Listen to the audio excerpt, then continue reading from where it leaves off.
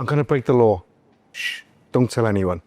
I'm in Everest bar, I'm having a pint, and I'm sat down. Lovely.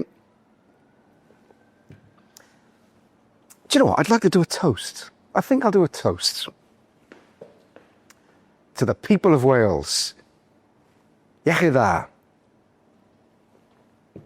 Now, believe it or not, I've just broke a licensing condition in the Everest bar, which is technically illegal and could even be criminal. The bar here has had so many conditions put on it that it's made it very, very difficult for it to survive. What I'm looking for from Cardiff Council and the South Wales Police is just a bit of common sense, guys.